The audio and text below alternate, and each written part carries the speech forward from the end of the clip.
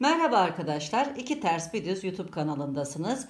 Bugünkü projemiz çok şık bir kadın atkısı. Pirinç desenden oluşuyor ve kenar kordonları bulunuyor. Atkıyı örmeye 6 ilmekle başlıyoruz. 3 ilmek sağ kordon, 3 ilmek de sol kordon ilmekleri. Daha sonra her 6 sırada bir kez sağ kenardan artış yaparak atkıyı gittikçe genişletiyoruz. Sol kenar düz devam ediyor. Artışlar sağ kenarda oluyor arkadaşlar. İstediğimiz genişliğe gelince aynı şekilde eksiltmeler yapıyoruz. Son 6 ilmek kalınca da atkımızın örme işlemini tamamlıyoruz. Atkımızın bitmiş uzunluğu 190 santimetre. En geniş yerinin uzunluğu ise 21 santimetre. Bu ölçüler örerken vermiş olduğum ölçülerden değişiklik gösterebilir. Yıkayıp kuruttuğum için ölçüler farklılık gösterebilir arkadaşlar. Yine sizler istediğiniz ölçüde atkıyı örebilirsiniz. Daha önceden ben haroşa örgüyle yine kenar kordonları olan küçük fular şeklinde bir atkı örmüştüm. Bu atkının da linkini açıklamalar bölümüne ekleyeceğim. Daha küçük yapmak isterseniz oradan da faydalanabilirsiniz. Ayrıca kenar kordon ilmeklerinde hata yaptığımızda veya sökmek zorunda kaldığımızda nasıl düzeltebiliriz? Bu konuda bir video paylaşmıştım. Bu videonun linkini de yine açıklamalar bölümüne ekleyeceğim. Buradan yararlanabilirsiniz. Gelelim malzemelere. %60 yün, %40 akrilik karışımlı 50 gramlık 2 yumak kullandım. Atkıyı 4 numaralı şişlerle ördüm. Ayrıca bir makas, birkaç ayraç, eğer elinizde varsa böyle bir sayaca ihtiyacımız olacak. Oldukça işimizi kolaylaştırıyor arkadaşlar. Hazırsanız yapılışına geçelim. Herkese kolay gelsin. Toplam 6 ilmek alarak örmeye başlayacağım. Örmek için 60 cm uzunluğunda 4 numara misinalı şiş kullanacağım. Daha rahat çekim yapabilmek için. Sizler istediğiniz şişlerle örebilirsiniz. Alacağım 6 ilmek kenar kordon ilmekleri olacak. Bu ilmekler arasından sağ kenarda her 6 sıradan sonra bir artış yapacağım. İlk ilmeği şu şekilde alıyorum. İpin ucunu tutuyorum. Tutmuş olduğum ipin üzerinden yumaktan gelen ipi geçiriyorum. Bir halka oluşturdum. Yine yumaktan gelen ipi bu halkanın içerisinden geçirip ilk ilmeği alıyorum. Devam ediyorum. 2, 3, 4, 5, 6. Dönüyorum ve birinci sırayı örmeye başlıyorum. Burası örgümüzün ön yüzü olacak. Başlangıç ipi sağ kenarda. Sıraları daha rahat sayabilmek için bu şekilde bir sayaç kullanacağım. Birinci sıraya başlıyorum. Eğer elinizde böyle bir sayacınız varsa işinizi oldukça kolaylaştıracaktır. İlk 3 ilmeği düz örüyorum.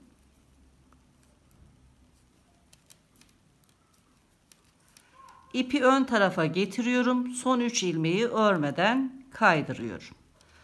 İkinci sıraya başlıyorum. Aynı işlemleri yapacağım. Yine ilk 3 ilmeği düz örüyorum. Örerken ipi çekmiyoruz. Normal örüyoruz. İpi ön tarafa getiriyorum. Son 3 ilmeği de örmeden kaydırıyorum. Üçüncü sıraya başlıyorum.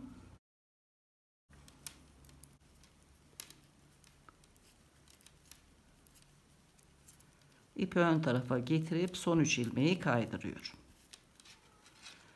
Dördüncü sıraya başlıyorum.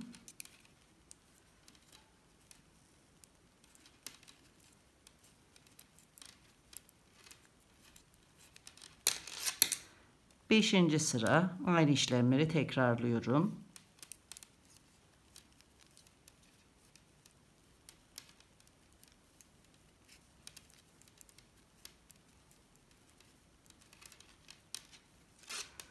Altıncı sırayı örüyorum. Bu sıradan sonra ilk artışı yapacağım.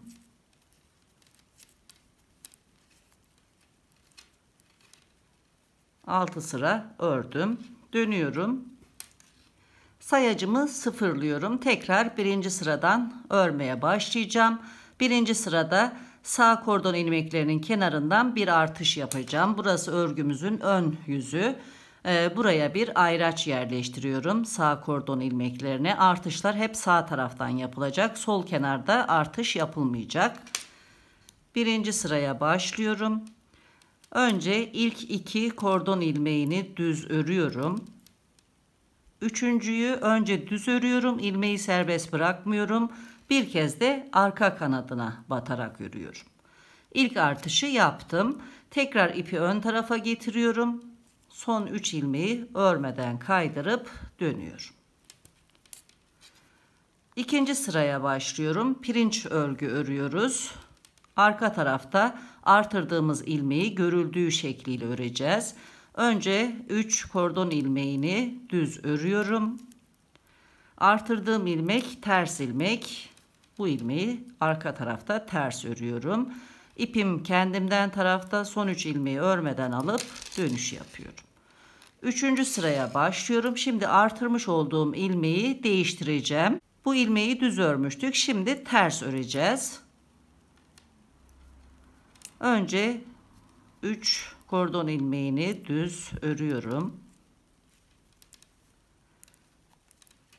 Bu ilmeği ters ördüm. Son 3 ilmeği de örmeden alıp dönüş yapıyorum. Dördüncü sıraya başlıyorum. Kordon ilmeklerini düz örüyorum. Ortadaki ilmeği bu sefer düz örüyorum. Son 3 ilmeği örmeden alıp dönüş yapıyorum. 5. sıraya başlıyorum. Tekrar ortadaki ilmeği değiştireceğiz. Ters örmüştük. Şimdi düz örüyoruz. Kordon ilmekleriyle birlikte bu ilmeği de düz örüyorum. İpi ön tarafa getirip son 3 ilmeği örmeden alıyorum. 6. sıraya başlıyorum. Son sıramız, tekrar sayacı sıfırlayacağız. İlk 3 ilmeği düz örüyorum. Bu ilmeği ters örüyorum. Son 3 ilmeği de örmeden kaydırıp dönüş yapıyorum. 6 sıra ördüm. Şu şekilde ilmekleri sayabilirsiniz. Buradaki yana doğru açılan bu ilmeğimizden başlayarak 1, 2, 3 ilmek olacak. Çünkü bir sıra örüyoruz, bir sıra örmeden alıyoruz. Burada 3 ilmek olduğuna göre 6 sıra ördük. Zaten sayacımda da 6 sıra oldu. Tekrar sayacı sıfırlıyorum. Birinci sıradan başlıyorum. İkinci artışı yapacağım. Önce ilk 2 ilmeği düz örüyorum. Üçüncü ilmeği önce düz örüyorum. Daha sonra arka kanadını örüyorum. İkinci kez ilmek artırdım. Kordon ilmekleri arasında 2 ilmeğim oldu. Şimdi bu ilmeği değiştireceğiz. Düz örmüştük. Ters örüyorum. Son 3 ilmeği de örmeden alıp dönüyorum. İkinci sıraya başlıyorum.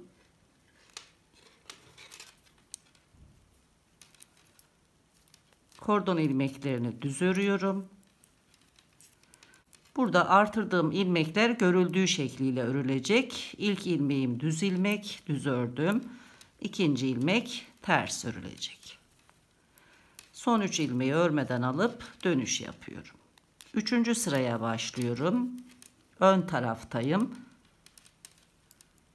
3 kordon ilmeğini düz örüyorum. Bu ilmeği düz örmüştük. Ön tarafta olduğumuz için şimdi ters örüyorum, değiştiriyorum. İkinci ilmek ters ilmekti. Bunu da düz ördüm. İpi ön tarafa getiriyorum. Son 3 ilmeği örmeden alıp dönüş yapıyorum. Dördüncü sıraya başlıyorum. Ters tarafta önce kordon ilmeklerini örüyorum. Bu 2 ilmeği görüldüğü şekliyle örüyorum. Ters ilmeği ters, düz ilmeği düz ördüm. İpi ön tarafa getirip son 3 ilmeği örmeden kaydırıp dönüyorum.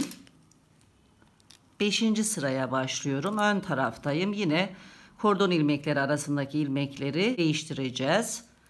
Önce 3 ilmeği düz örüyorum.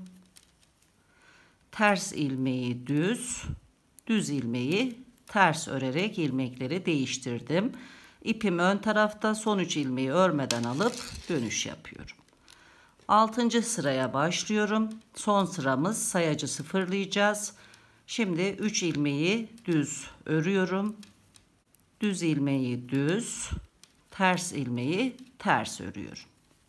İpim ön tarafta, son 3 ilmeği kaydırıyorum. Sayacımı sıfırlıyorum. Tekrar birinci sıradan örmeye başlayacağım. Üçüncü kez artış yapacağım.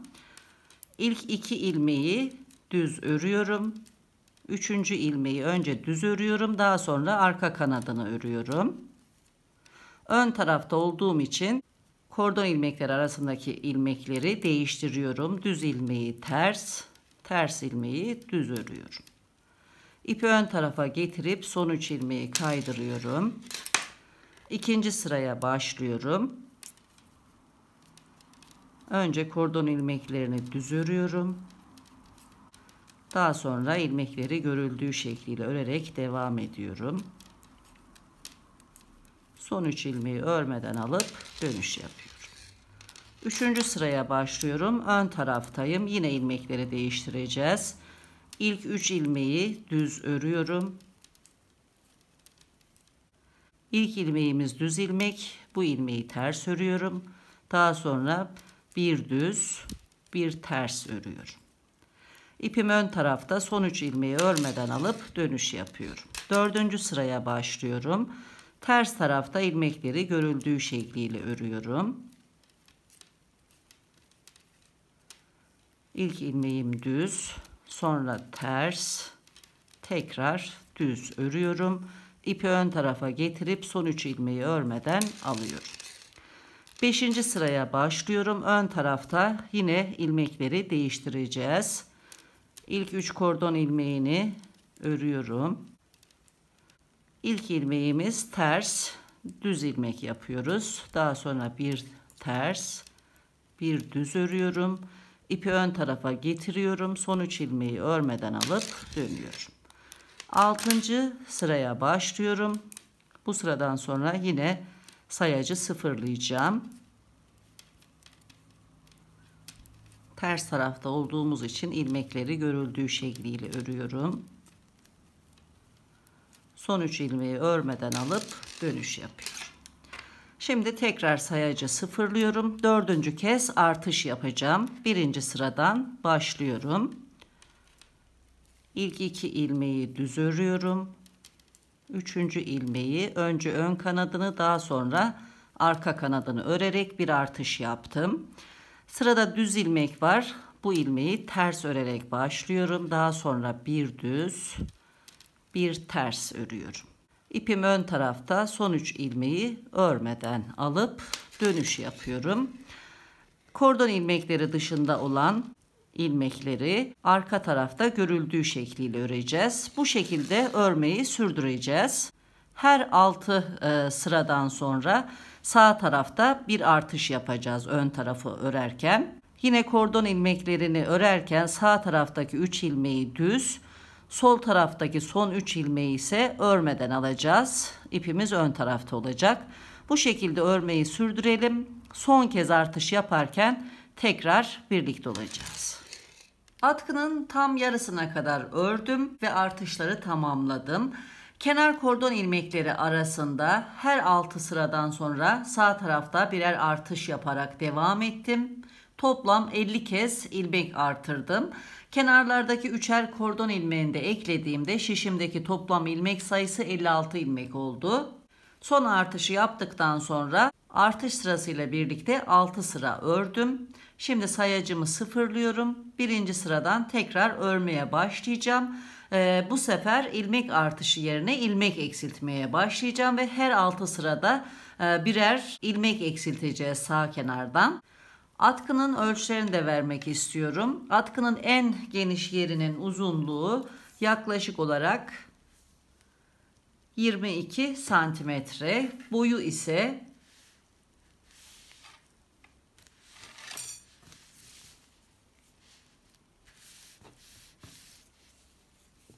yaklaşık olarak 93 santimetre. Şimdi atkının diğer yarısını örmeye başlıyoruz. Birinci sıraya başlıyorum. İlk 2 kordon ilmeğini düz örüyorum. 3. kordon ilmeğini düz örecekmiş gibi örmeden sağ şişe kaydırıyorum. Sıradaki ilmeği düz örüyorum. Kaydırdığım ilmeği de bu ördüğüm ilmeğin üzerinden geçiriyorum. Bir ilmek eksilttim.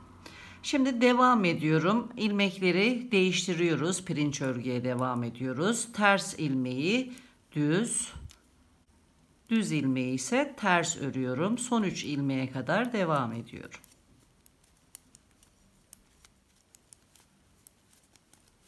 Son 3 ilmeği örmeden alıp dönüyorum. İkinci sıraya başlıyorum. İkinci sırada ilmekleri görüldüğü şekliyle örerek devam ediyorum.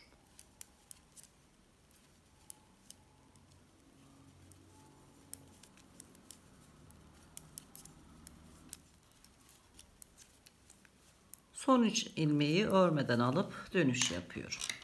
Üçüncü sıraya başlıyorum. Ön taraftayım. Yine ilmeklerin yerini değiştirerek pirinç örgüye devam edeceğiz. Ters tarafta ilmekleri görüldüğü şekliyle örerek 6 sırayı tamamlayacağız. Tekrar birlikte olacağız. Ön taraftayız. Toplam 6 sıra ördüm. Sayacımı sıfırlıyorum ve birinci sıradan başlıyorum. Yine sağ tarafta bir ilmek eksilteceğim. Önce ilk 2 ilmeği düz örüyorum. Üçüncü ilmeği düz örecekmiş gibi kaydırıyorum. Sırada düz ilmek var. Bu düz ilmeği düz örüyorum. Kaydırdığım ilmeği de bu ilmeğin üzerinden geçirip bir ilmek daha eksilttim. Daha sonra ilmekleri değiştiriyorum. Ters ilmeği düz, düz ilmeği ters örerek devam ediyorum. Bu şekilde öreceğiz. 6 sırada bir sağ tarafta ilmek eksilterek toplam 50 ilmek eksilteceğiz. Şişimizde 6 kordon ilmeği kalınca tekrar birlikte olacağız. 6 sırayı tamamladım. Sayacımı sıfırlıyorum. Son kez 6 sıra öreceğim. Birinci sırada da son ilmeği eksilteceğim. Birinci sırayı örmeye başlıyorum. Ön taraftayım. İlk 2 ilmeği düz örüyorum. Üçüncü kordon ilmeğini düz örecekmiş gibi kaydırıyorum. Sıradaki ilmeği düz örüyorum. Kaydırdığım ilmeği de üzerinden geçiriyorum. İlmekleri kapatmış oldum. İpi ön tarafa alıyorum. Son 3 ilmeği örmeden kaydırıyorum. Şişimde 6 ilmek kaldı. İkinci sıraya başlıyorum. İlk ilmekleri, ilk 3 ilmeği düz örüyorum. İpi ön tarafa getiriyorum. Son 3 kordon ilmeğini örmeden kaydırıp dönüş yapıyorum.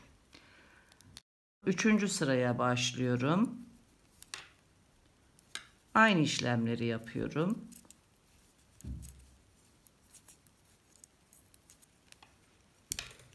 Dördüncü sıra.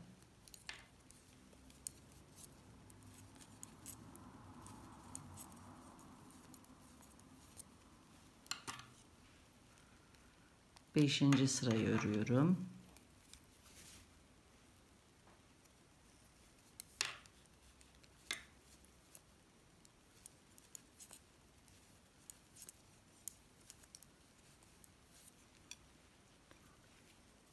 Altıncı sırayı öreceğim.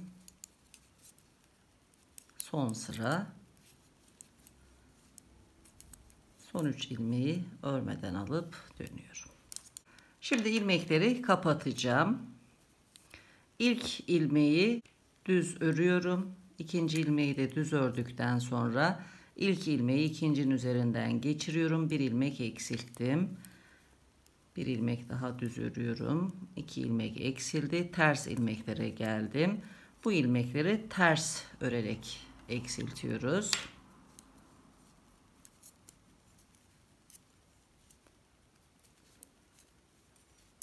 Üç ilmeği de ters ördükten sonra kapattım. Bir ilmeğim kaldı. İpi kesiyorum. İlmeğin içerisinden geçirerek ipi sabitleyeceğim.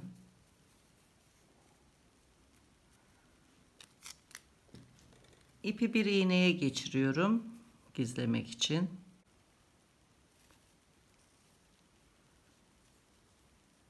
Burası örgümüzün ters tarafı. Şöyle içeri doğru çeviriyorum. Düz ilmekleri yan yana getiriyorum bu şekilde. Ve buradan batıyorum.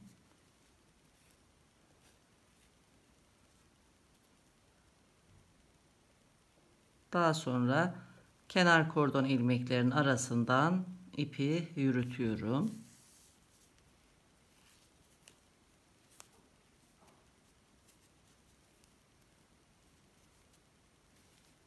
Bu şekilde kapanmış oldu. Hemen iç tarafta ipi sabitliyorum.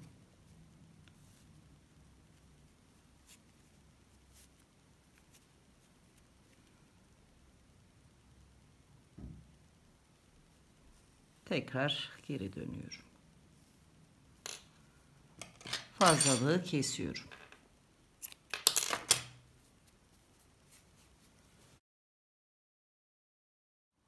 Başlangıçtaki ipi de aynı şekilde temizleyeceğim. İpi iğneye geçiriyorum.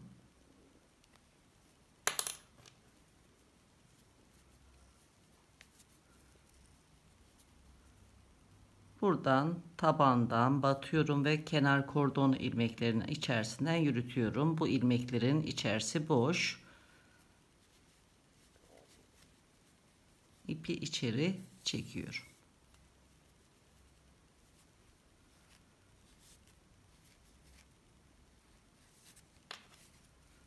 Daha sonra fazlalığı kesiyorum. Bu şekilde. Şimdi son olarak atkıyı şampuanla yıkayıp düz bir zemin üzerinde kurutacağım. Son halini sizlerle paylaşacağım. Evet arkadaşlar, atkının bütün işlemlerini tamamladım. Son hali bu şekilde.